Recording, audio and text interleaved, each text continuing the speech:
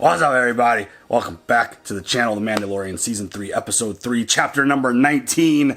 And we're coming off of a really cool episode. I thought being able to see Mandalore under its current state, walking through the mines, I thought that was all really cool stuff. I thought it looked really awesome. And I think the really big part of that episode, obviously, is this whole idea of the mythosaur. And seeing it in the water, and this idea that it was a myth, and Bo being like really down on the whole Mandalorian like old school mentality thing. I think she shifts a little bit on that. I think the idea of Din walking into the waters, reciting the vow as he's walking into the waters, there was like a look in her eye. I don't know if it was necessarily like Din or just the idea of this playing out, like bringing her back to her childhood. But it's definitely one of those things where, like, before last episode, we were talking about how Din was going to be the one reverting, like, taking off his helmet, going to, like, more the Bo way of doing things. Actually, after watching the episode multiple times, I feel like it's potentially going to be Bo who makes the switch because... See, I never thought that Din would give it up. Yeah. I mean... He's too dedicated. Why would he even bother going? It's true, because, and bathing in the waters if he was just going to... I think he's a smart person, and I mean, old school things sometimes need to be brought to new, and this is the way. Yeah, but I've shifted on that. I think it's Bo who's going to have more of a shift because just the look in her eye, just experiencing everything that Din wanted to do, and the bathing and being redeemed.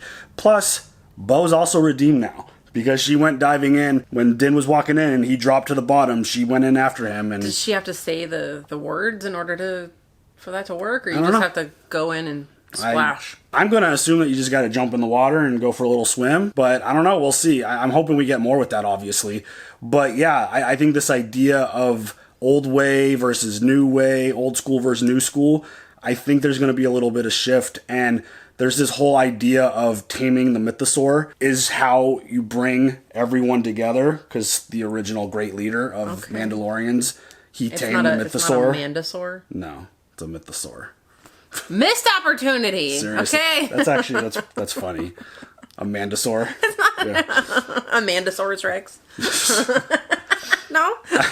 I think a really interesting thought around the taming of the mythosaur is what we saw in the Book of Boba Fett, with Grogu taming the Rancor. Spoiler, if you haven't watched Book of Boba Fett, you should probably go watch those 3 Mando episodes. But I'm wondering if, like, is Grogu going to be the one to tame the mythosaur, ride the mythosaur, and then become, like, the great leader of the Mandalorians? That would be glorious. But also, you're not allowed to call it a mythosaur anymore now. Yeah. It's just a mandosaur. Mandosaur. Nikki has officially shifted canon. It's a mandosaur now. He lives on Mandalore. You would think that he would be a mandosaur. Yeah. No? I don't know. Wikipedia, get on it. Hello? You've just changed canon. So I'm wondering how this is going to... Because obviously they showed us the mythosaur for a reason, or mandosaur for a reason.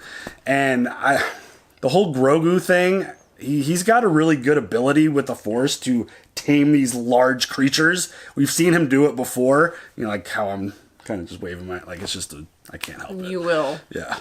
Yeah. I wonder if he tames the mythosaur and Din's the one who rides it, and then he kind of gets looked upon as this great leader of Mandalore and the Mandalorians. I mean, he's got the saber. If he could also ride the mythosaur, that would be absolutely incredible. So I think there's a lot playing there, and I think there's a big shift in Bo. It feels like the way things played out with Din and everything in the water and seeing the mythosaur, or mandosaur, sorry. I think there's going to be a mindset shift with her, and I'm very curious to see how this plays out. The more Mandalorian stuff we get, the better, because they're amazing. They're super awesome. And just everything about their way, their tradition, just everything about it is cool. If there's a way to build Mandalore back up, I mean, I know Din probably doesn't want to be the ruler, but again, the best rulers aren't always the ones who want it. It's the one that people kind of put in that position and are willing to follow. So seeing Din and Grogu together potentially could be really cool. And yeah. Does that make Grogu a prince? I mean, it would, yeah. Oh my god, he needs a little crown. I mean, we need to get this Mandalorian outfit going for him. Mm-hmm. We need that helmet and that armor, because I think that would be absolutely epic. So maybe he can fold the ears down and just put it on, and then when he pulls it off, it's pink. Yeah, I mean, that would be pretty, but you can't pull it off. I think that's going to be the challenge with giving Grogu a helmet. If we continue to follow the old school way of doing things. Putting a helmet on Grogu means we don't get to see those eyeballs anymore.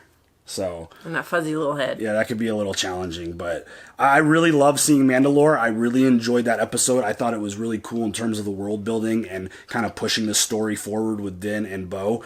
And hopefully there could be a little bit more positive mindset coming from Bo, because she's obviously very down and out right now. At least she was before, Din went and picked her up and needed to be rescued by her like 3 different times. That monster that we saw also was pretty insane, and there's I saw a lot of discussion about this idea that that monster disarmed Din of the Darksaber, and then Bo went in and killed, well, we think the monster was killed the monster. Does that make her the new wielder of the Darksaber? I don't think it works that way. How that works. I don't think it works that way. I think the whole idea of it is that you gotta defeat the person one-on-one and take the saber from there. I don't think Bo would, even though she did wield it like a badass. She did. She's awesome. She was pretty incredible with it. I really like the thing where she slid underneath and held the saber underneath as she slid. Like, I thought that was a really dope shot. But yeah, I don't think it works that way, and I don't know if Bo's mentality would accept that. I think she would want to win it legitimately. Yeah, she's not a sucker. She doesn't, she's also not somebody that I feel like that would just take advantage of a situation just because she could. She's like, ooh, it's mine now. Easy way out. She's not a cheater. So I don't know if that's going to play out that way, but I would imagine that that's not the way. It's not the way. This is the way. This is the way? That's not the way. So, you ready for the next episode of The Mandalorian? Yes. Let's go.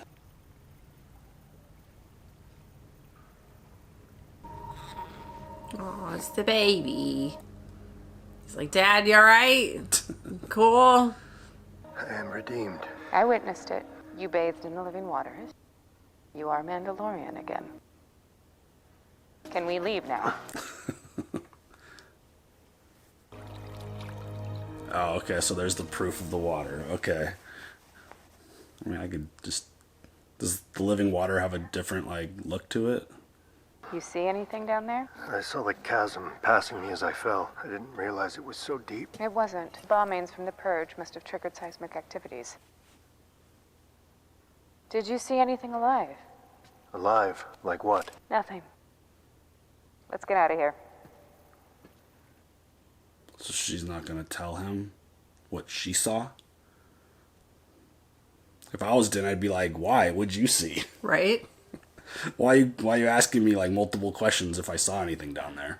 I think that's interesting that she's not revealing that she saw a fucking mythosaur. Right. Or she hasn't taken her helmet off though either. That's true. Bring me to my ship and I'll be on my way. You will forever have my gratitude. I would invite you in for a feast, but I'm guessing that helmet isn't coming off again. This is the way. This is the way.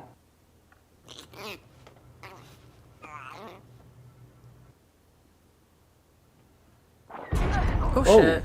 Was Grogu trying to talk just now? Right? Looks like a squadron of TIE interceptors. Uh-oh.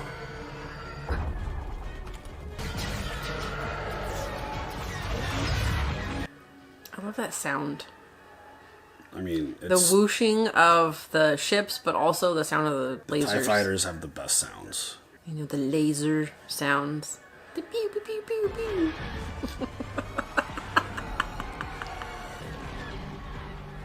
Get ready, we're coming in hot. I won't be able to slow Coming in hot. Oh, got him. Oh. Interceptors are a lot tougher than TIE fighters. Are you still up for the transfer? Oh shit, here he goes. Here you go. Here you go. That's so- Here you go. That's so dope, dude.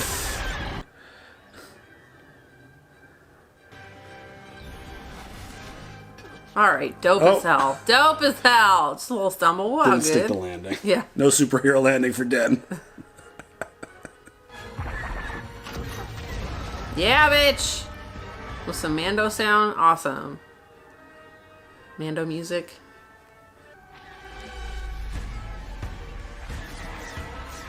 Bitch! Bye.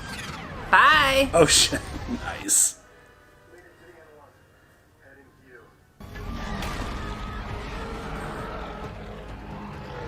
It's very where Luke was, Oh, on the island. I grew up flying these cliffs.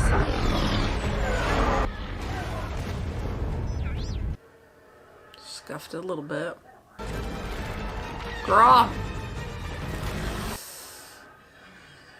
Oh, she's making me nervous. Can I get a din help here, please, sir? Hurry. Oh, okay. Thanks for the backup. 2 more to go. I mean, it's hard to outmaneuver those. Yeah, well, they're smaller. Yeah. Got Yeah. 1 more to go. Ooh. She just did an e-brake. Turn around. Look at her. That was dope as hell. That was awesome. Dude, her ship is very impressive. That's what he said. Yeah. That was sick, dude. That was, right? It was an e-brake, like... Not bad for an antique. You take any damage? Just shields. You? Not a scratch. Let's take him in just to be sure. Nice shooting. I'm seeing something on the scope. Uh-oh. Oh, no! Oh, shit. It was a distraction. She doesn't have a home anymore. Those mudstuffers bombed my home.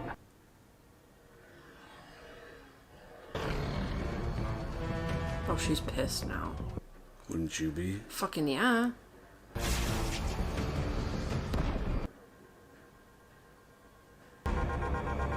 Oh, shoot!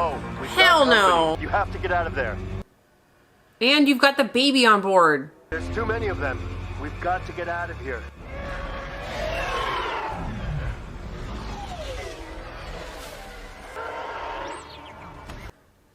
Dude. D4 is like really getting it. That's a lot of ships for an Imperial warlord. I'm sending jump coordinates. To where? Someplace they won't find us. All right, now I am quite confused as to who ordered this. Who are all these fighters working for? Because as far as we know, Moff Gideon is on lockdown, and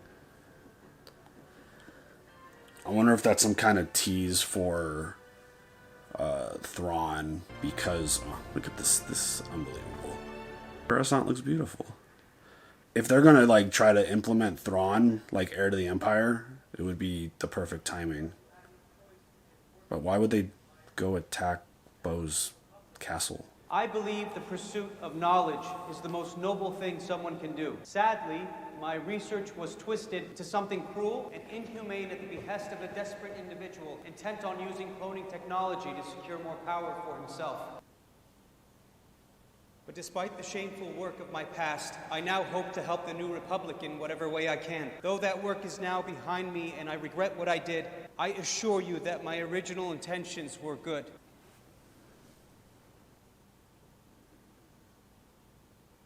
When I was young, I lost my mother. Is this a sob story to get people on his The side? person who I admired most. Her heart gave out. Had simple organ cloning been available on my home world, her death would have been easily preventable. It was then that I vowed to make it my life's work to help others avoid such needless loss. Thanks to the groundbreaking work of the Kaminoans, we know that cloning can duplicate an individual from a single genetic strand. What my work explored was the hopes of combining multiple strands to create replicas that incorporated the best genetic attributes of both donors. It feels like it's been a minute since we've seen Pershing, like a while. They're definitely going to use this show to bridge the sequels. That whole little presentation of cloning right there is definitely going to link to Palpatine or Snoke or all of that. Amnesty Officer M34. Amnesty Scientist, L52. You're new to the program. The pins, they make it hard to hide. Oh, yes. I was just transferred from the Reintegration Institute. Welcome to Amnesty Housing. This is G27, M40, G68. I can't remember that. Oh, hey. I forget what her name expect was. to see anyone from Moff Gideon's ship here. Gideon. I didn't know you worked for him. I heard he escaped en route to the warship. No, that was just the cover story. I heard they hooked him up to a mind flayer. Mind flayer. I try not to think about him anymore. Thanks to the rehabilitation program, I can contribute to the New Republic, just like you. Getting a new name as like a letter and number is like so demeaning. It's like, you're just gonna be G25 from now on. Like, what am I, a droid? I'm a person and my name is Anakin. What do you miss, L-52? Miss? From before. No, I'm glad that the Empire is... Oh, not like that. Of course, good riddance. I mean, more like the everyday stuff, like the food. Maybe those yellow travel biscuits from the ration packs. Oh, I don't think you can get those on the core worlds. No, you can't. I like the red ones. If I never see another ration pack in my life, I'll die happy. All right, I'll drink to that. Some interesting conversation.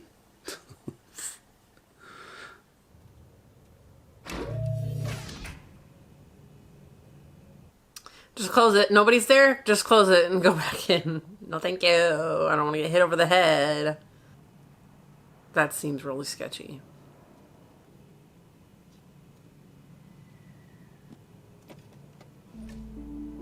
The travel biscuits.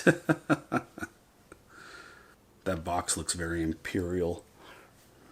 Is that like a, I'm still working for them, I can still get this stuff? Maybe. Happy Bindu Day. This feels very much like like this scene right here feels like Saw your Andor. talk last night. Really interesting stuff. Thank you. Yeah, I had no idea you're so experienced. Wonder why they have you down here.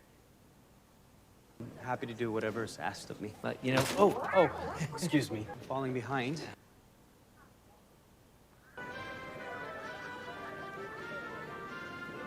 So many people. It's all a bit overwhelming. Coruscant is thriving under the New Republic. Makes me feel special, knowing everything I had to overcome to get back here. You've been to Coruscant before? Trained here at the academy. Not much has changed, other than taking down the cogwheels. It did feel different, though. I thought we were doing good. I do think about that sometimes. All of my research going unfinished. But we were close to making some incredible breakthroughs. In the right hands, our discoveries could have helped a lot of people. So why not continue your research here? I don't think it's something the New Republic would be interested in. The ethics of cloning are complicated. Following orders blindly is how we got in trouble in the first place. Sometimes you have to trust your gut. The New Republic is trying their best, but they're struggling. This feels real sus. There are lots of capable people who want to help. Mm-hmm. You understand what I'm saying? Yeah, I do. I knew it. It definitely feels like she's trying to push him into, like, some naughtiness. Like, continuing his work when he probably Like, shouldn't be. Yeah, like a little bit of trust. Trust me. Do you still find your current housing situation comfortable? Yes. Are you experiencing any undue stress due to work or personal matters? No. Any feelings of anger or resentment towards the New Republic government or its representatives? No. Can I ask a question? Proceed. If I were to pursue my own research recreationally, would that be allowed? According to your file, your previous research involved cloning and genetic engineering. That class of research is expressly prohibited by the Coruscant Accords. Obviously, he's going to continue his research. Yeah. Well, thank you for the little thought implant in the brain from M68 over there. My research. I know it's important, and in the hands of the New Republic, it can actually be used for good. I just need to prove it. Sounds like you want to continue it. How? What do you need? Some supplies, a mobile lab station. It's a silly idea, I know it is, but I really believe that... You want to help the New Republic. They just can't see it yet. Mm-hmm. We can get you a mobile lab station. If they found out, we'd both be sent back to the Reintegration Institute. I've done a lot of things I'm ashamed of. I have a lot to make up for. But if your research really is as important as you say, I'll take that risk.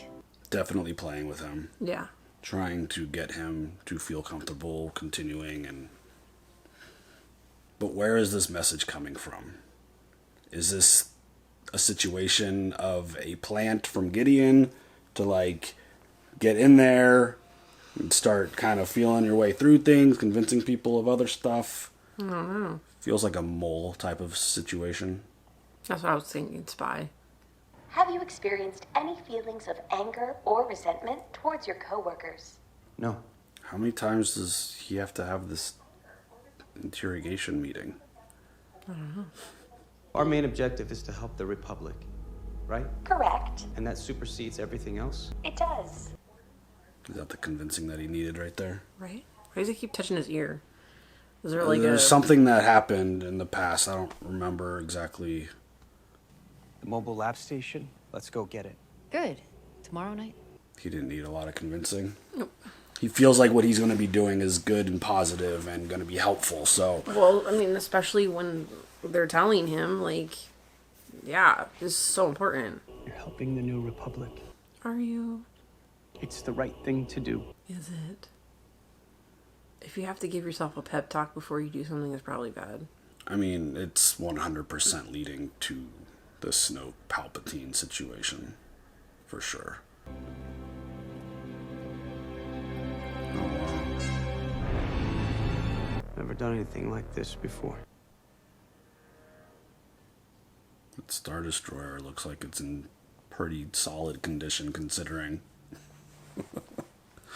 Is that a tease for Palpatine's fleet that he rises in the last movie?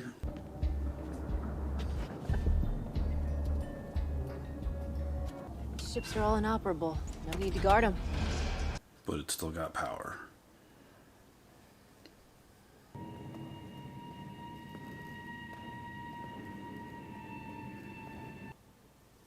It's a little creepy. Very. Just walking through an abandoned ship in a just trash yard. That would be very spooky.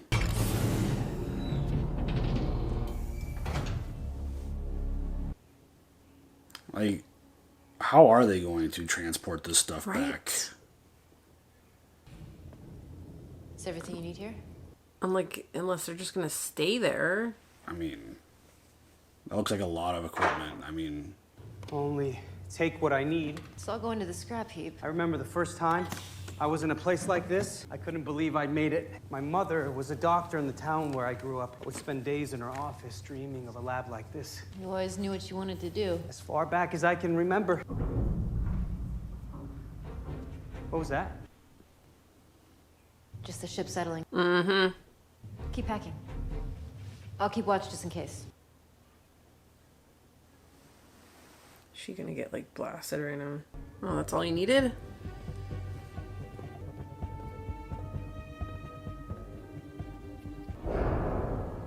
What is happening?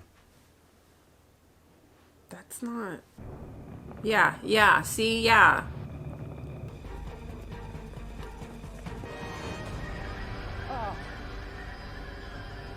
Yeah, you guys are in trouble! L-52, raise your hands. You are under arrest. He's gonna throw her under the bus.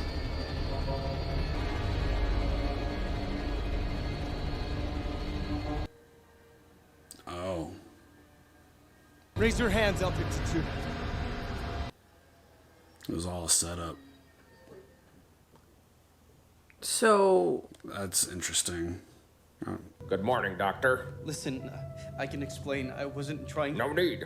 Amnesty Officer G68 has already submitted a report. We understand that the adjustment can be difficult. No. I think there's been a mistake. But I wasn't we're here to help you. Indoctrination by the Empire is challenging to overcome. Wow. She threw him under the bus hard. This is a mind flayer. This is a 602 mitigator. It's a non-invasive experimental treatment recently approved for rehabilitation. No, it's a mind flayer. So Stranger Things is Star Wars canon now? Right? She brought me there. It was a trap. It's a trap. You set me up. I thought he was doing so well. You've done the right thing. Wow. Traitor! Well, not a traitor, because they're still working for the Empire, I think. No? I mean, the easiest way to look like you're part of this new group is to... tattle on others. Right. Yeah. If she's truly like a mole spy situation, then ratting someone out is an easy way to keep your cover as strong as possible. They might not even need Pershing in terms of what he knows about cloning. They might already have everything they need and know. Oh, damn. Oh, she's turning it up.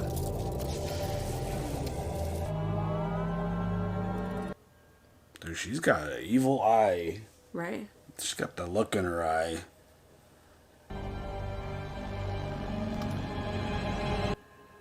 Damn, dude. Man has a biscuit. That's just mean. I'm gonna completely wipe your mind, turn that shit up, and eat a biscuit. Mm-hmm. Your favorite. Damn. This is how we have survived in exile. I'm familiar. It's a secret location, and you are my guest. They still live by the old ways. Yes. It will go smoother if you keep your helmet on. Of course. I mean, she usually doesn't wear her helmet while flying. She's kept it on this whole time. I'm saying. Know what I'm saying? Mm-hmm. I agree. Is that still Favreau underneath the big suit? Is it really? I think it is. I love it. At least it was in previous seasons.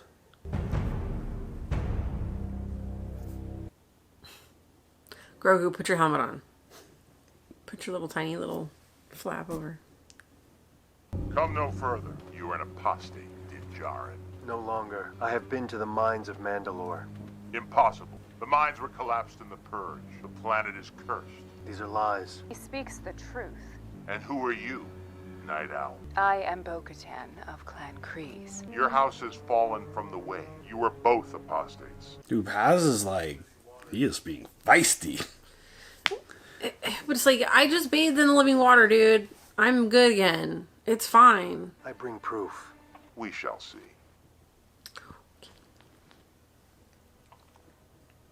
I mean, him and Din have beef, so Yeah. it makes sense. So it's an owl on her. I had no idea that no one ever said anything to me. That's why I like her helmet so much. Din Djarin claims to have bathed in the living waters. Is this true? It is. I have proof. I was witness. He fell into the depths and I pulled him out. Which means you are also redeemed. He speaks the truth. This is the way. These are indeed the living waters. Din Djarin, you are redeemed. This is the way. This is the way. And Bo-Katan Kryze, you too are redeemed. Let's go. But I do not walk the way. Do you bathe in the waters? I did. And have you removed your helmet since? No, I have not. Then you may join our covert and live as your ancestors once did. You may leave anytime you wish. You are one of us. One of us. Welcome, Bo-Katan of Clan Kryze. This is the way. This is the way. Oh, that's gotta feel good. That guy does not Paz care. is not happy about it. Oh, Bo, that's awesome.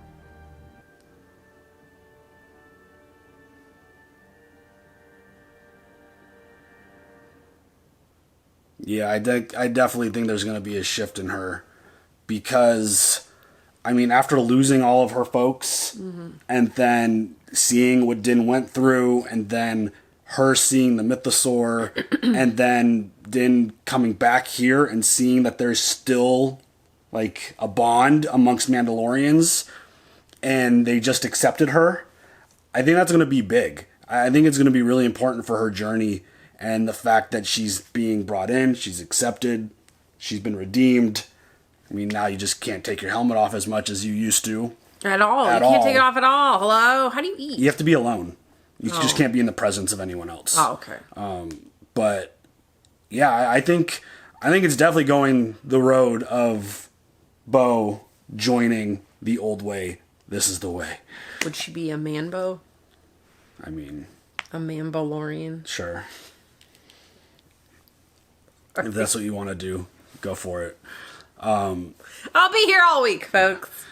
It definitely is going that way, and I think that's really cool, because, I mean, I feel like she's kind of like the glue to bring all Mandalorian together. I can see that.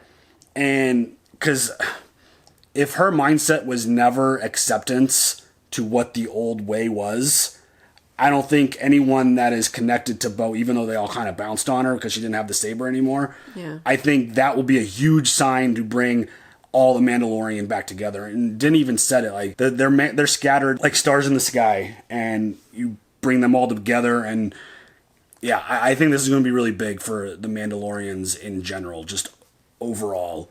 And hopefully Din could share that, you know, the air is breathable on Mandalore, and they could go back there and start rebuilding. And I mean, it's obviously going to be a very long process, but it feels like that's potentially the direction that we could be going, which I think is really cool. That's awesome. Because, I like that. I mean, the idea of getting Mandalore and the Mandalorians back together on the same page and building them back up, I think that would be amazing. Because little Mandos. Yeah. I mean, they've got there's kids there. So I think the Mandalorians have always been some of the coolest, most unique characters in the Star Wars universe. Just again, because of their tradition, their look. I mean, just walking through and seeing all the Mandalorians, and they're all getting unique helmets, and just their armor all looks unique, the different color. Like, it looks so cool. I would like an orange one, please. Thank you so much. Orange. An orange Mando helmet. I've got Din's helmet upstairs. I should start wearing it.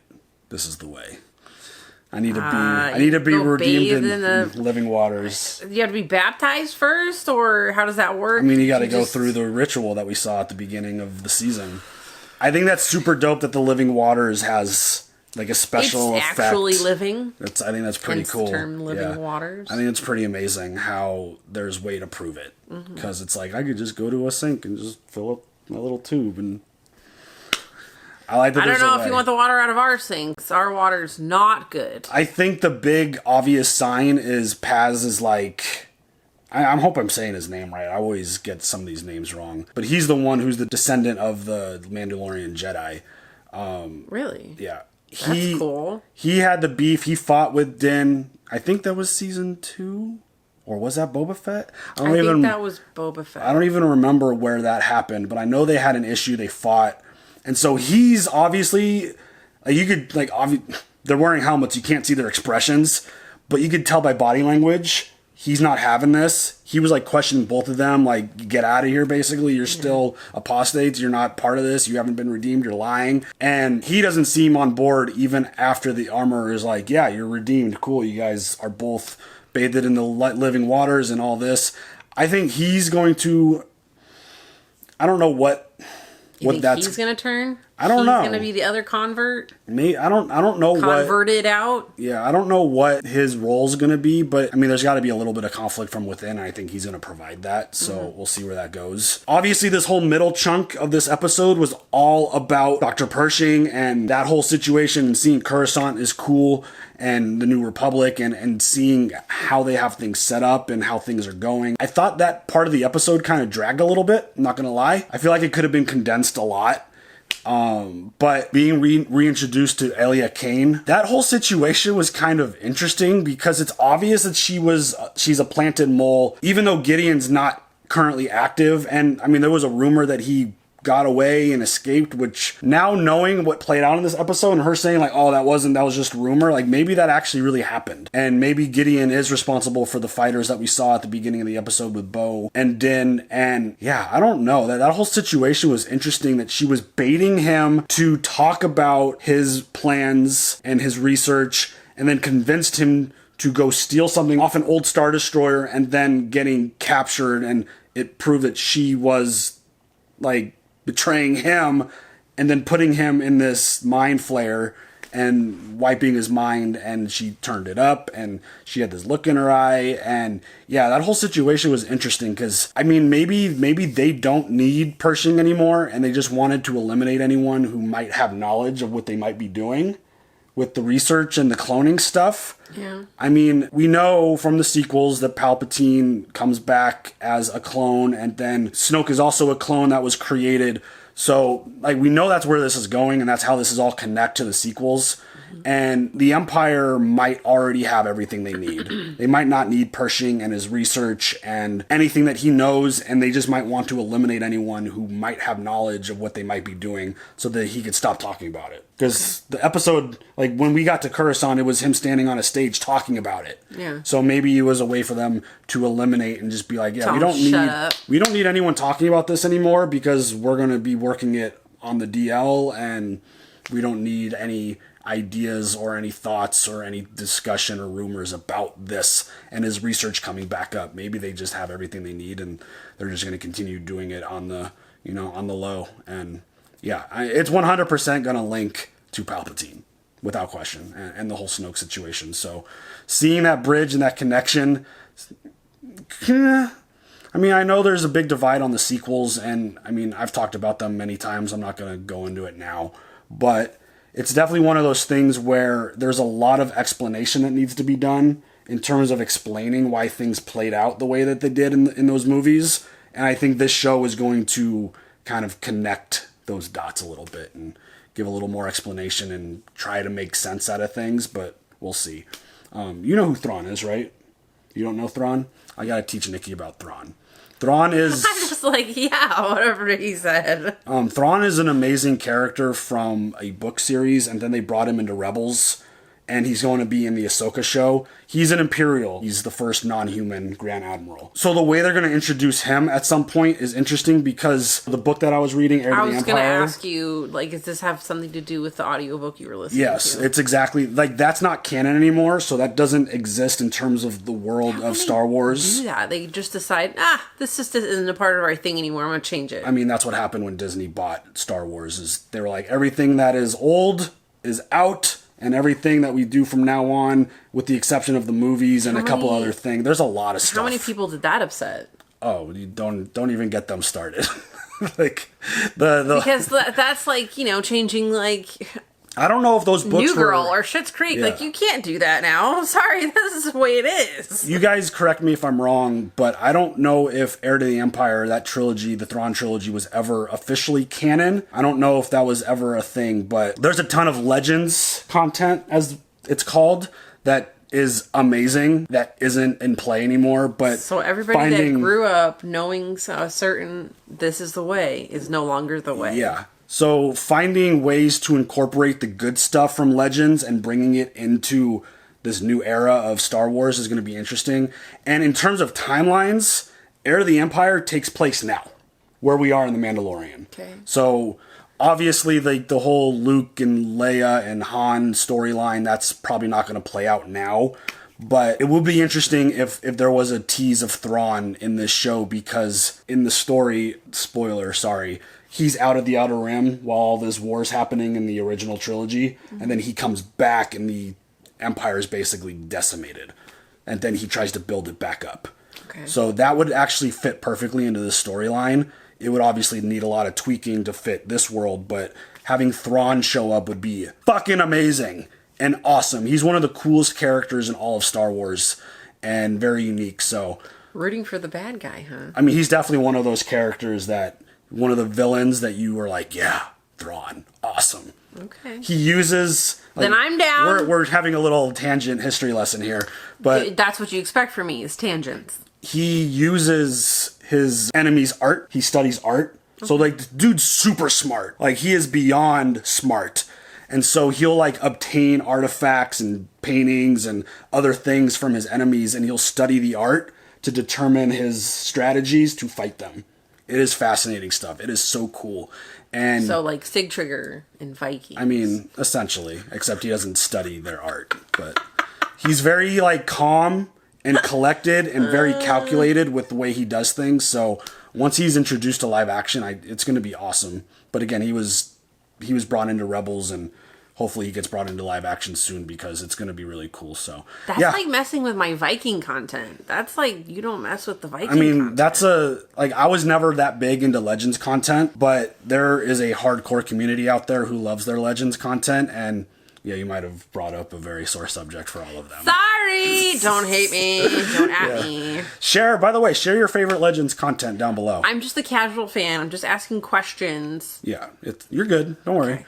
I mean, we're still buddies, right? Yeah. You didn't change. You didn't remove Legends from canon, so you're fine. That's fucked up. Yeah. I feel like that's. It's just the way it goes. Like, hopefully they find ways to incorporate the good stuff and make it good, but you never know. So that would suck if somebody changed like everything I've ever known and been like, yeah, that's trash now. Yeah. That sucks. It's tough, and especially if it was like greenlit and approved by George Lucas, which is always another touchy subject if something was, so. That's a whole different story for a whole nother discussion for a whole nother time. So cool. It was an interesting episode of Mando. I'm very curious to see where we go and how this plays into the grand story.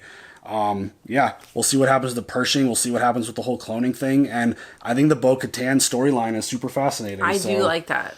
I'm not so much interested in the Pershing stuff as I am the Bo stuff. Yeah, I mean, the Mando stuff is really cool, and where we're going, I feel like it's going to be really big, and got to figure out who was attacking Bo and Din, and who blew up her castle, who's responsible for that, because that was messed up. That's rough, so, anything else? No. All right, y'all. Leave your comments. We'll see you later for the next one. Have a good one. Bye.